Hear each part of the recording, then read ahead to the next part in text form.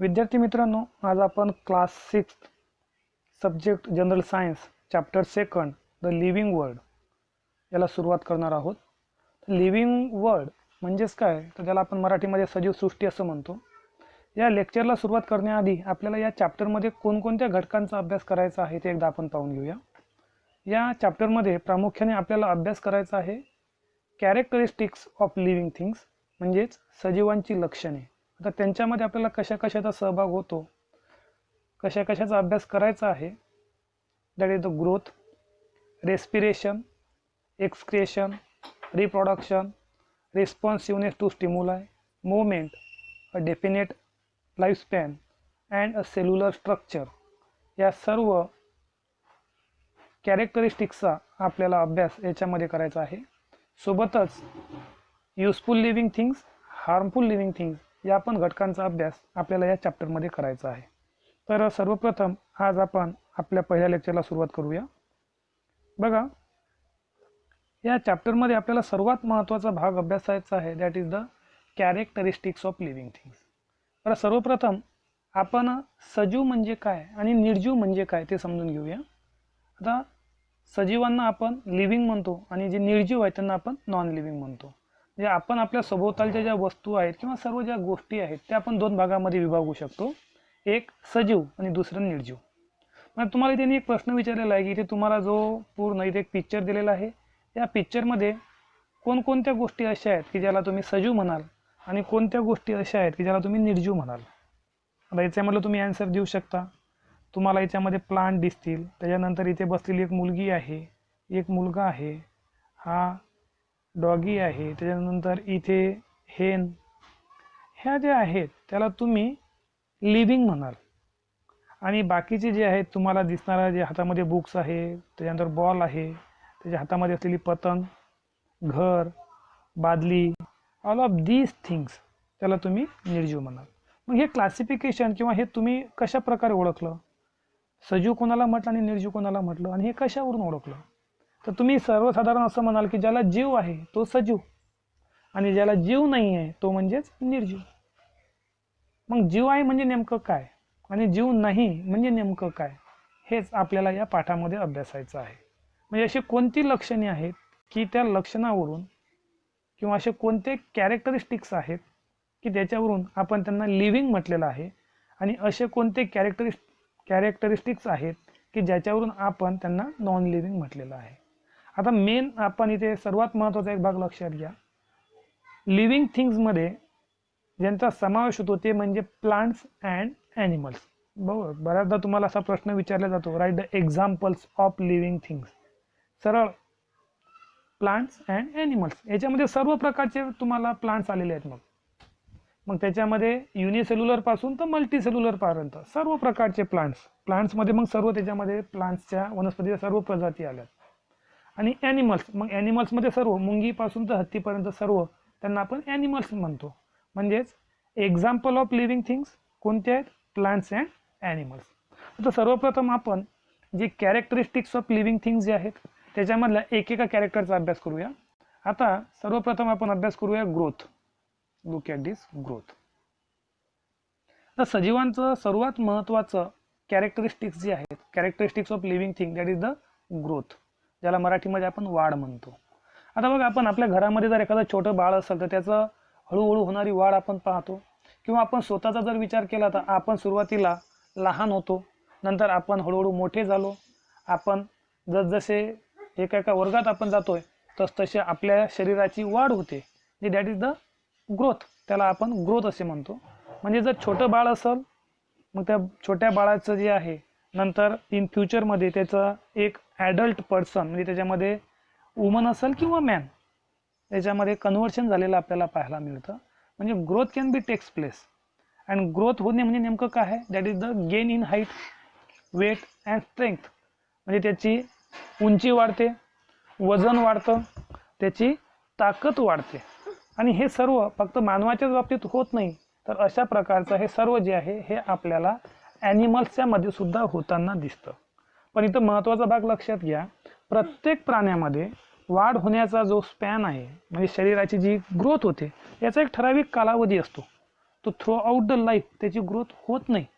आता आपण आपल्या बाबतीत जर विचार केला, ह्युमन बिंगच्या बाबतीत जर विचार केला, तर आपली जे शरीराची ग्रोथ आहे ही 18 ते 21 वर्षापर्यंत आपल्या शरीराची वाढ होते. आणि मग प्रत्येक लिव्हिंग थिंग्समध्ये, म्हणजे फॉर एक्झाम्पल प्रत्येक प्राण्यांमध्ये हा जो वाढीचा कालावधी आहे हा वेगवेगळा आहे. Okay, and this is the in case of growth. In case of animal, हे आपण ॲनिमलच्या बाबतीत पाहिलेलं आहे की ॲनिमलची ग्रोथ एका ठराविक पिरियडपर्यंत होते, कालावधीपर्यंत होते, आणि त्याच्यानंतर त्याच्या शरीराची वाढ होत नाही.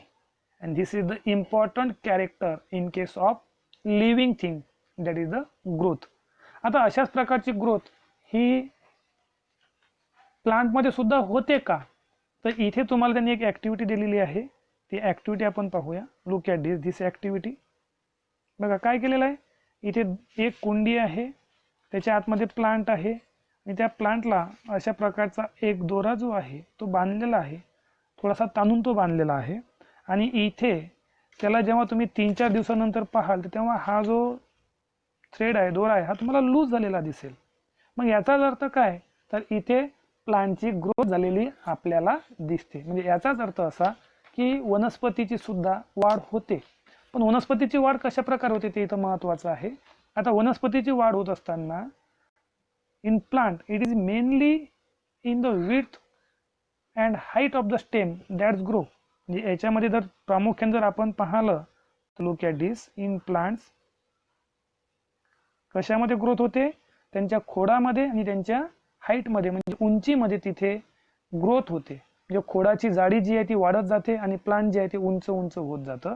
आणि त्याला जशी जशी त्याची ग्रोथ होते त्याला साईड ब्रांचेस फुटतात, त्याच्यानंतर त्याला साईड ब्रांचेसला आणखी ब्रांचेस फुटतात, आणि त्यांची ग्रोथ जी आहे ती थ्रू आउट द लाईफ होताना पाहायला मिळते. महत्त्वाचा पॉईंट आहे, ते सर्वात महत्त्वाचा पॉईंट कोणता आहे, प्राण्यांची वाढ ही एका लिमिटेड पिरियडपर्यंत होते, परंतु वनस्पतीची जी वाढ आहे ही थ्रू आउट द लाईफ, म्हणजे त्यांच्या पूर्ण आयुष्यभर त्याची वाढ होताना दिसते. And this is the main difference in case of plants and animal. Okay, म्हणजे animal grow for a certain period of life, plants grow as long as they live. जोपर्यंत ते जिवंत असतात तोपर्यंत प्लांट्समध्ये ग्रोथ होत असते. तर प्लांटचं सुद्धा आपल्या ॲनिमल सारखंच आहे, त्यांची ग्रोथ जी कंटिन्यूस होत जरी असली तरी एका ग्रोथ झाल्यानंतर, म्हणजे त्यांचा सुद्धा एक लाईफ स्पॅन आहे, ठरलेला आहे, ठराविक कालावधीनंतर ते सुद्धा डेथ होतात. And this is the first characteristics of living thing, that is the growth. आता याच्यानंतर एक महत्त्वाचा प्रश्न इथे आपल्याला त्यांनी विचारलेला आहे, किंवा सर्वच प्लांटची ग्रोथ ही सारखी होते का? काही जर तुम्ही इथे प्लांट जर पाहिले, growth in banian and coconut tree. आता इथं कोकोनटची ट्री जी आहे ती सरळ आपल्याला वाढताना दिसते. त्याच्यानंतर जर बनियन ट्री जर आपण पाहिली त्याला साईड ब्रांचेस फुटतात, त्याच्यानंतर त्याला पारंब्या फुटलेल्या दिसतात. म्हणजे प्रत्येक प्लांटची जी ग्रोथ आहे तर याच्यामध्ये काहीतरी काही प्रमाणात आपल्याला डिफरन्स पाहायला मिळतो. ओके, आता त्याच्यानंतर आपल्याला नेक्स्ट जो पार्ट पाहायचा आहे, food is necessary for growth. म्हणजे important characteristics, second one important characteristics is in case of living beings, that is the food. म्हणजे प्रत्येक सजीवाला अन्नाची गरज असते. आता इथे सर्वप्रथम आपण प्लांटच्या बाबतीत अभ्यासूया. लुक ॲट दिस. इथे फोटोसिंथेसिस प्रोसेस होते, आणि या फोटोसिंथेसिस प्रोसेसच्या मार्फत वनस्पती स्वतःचं अन्न तयार करत असतात. मग आता फोटोसिंथेसिस प्रोसेस म्हणजे काय, तर वनस्पती हवेमधला कार्बन डायऑक्साईड ॲब्सॉर्ब करतात. बघा इथे मी रिॲक्शन लिहितो, CO2 सोबत कार्बन डायऑक्साईड हा लीफच्या मार्फत ते ॲब्सॉर्ब करतात. त्याच्यानंतर H2O म्हणजे पाणी हे सुद्धा शोषून घेतात रूट्सच्या मार्फत. आतमध्ये जे रूट्स आहेत त्या रूट्सच्या मार्फत वॉटर शोषून घेतात.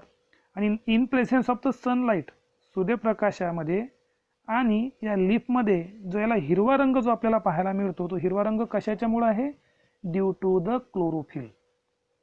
वनस्पती ज्या वनस्पतीचा रंग हिरवा असेल तर सरळ समजून घ्यायचं की त्याच्या आतमध्ये काय आहे, क्लोरोफिल आहे. आणि क्लोरोफिल हा फोटोसिंथेसिस प्रोसेससाठी सर्वात महत्त्वाचा घटक आहे. तो जर नसेल तर वनस्पती स्वतःचं अन्न स्वतः तयार करू शकत नाही.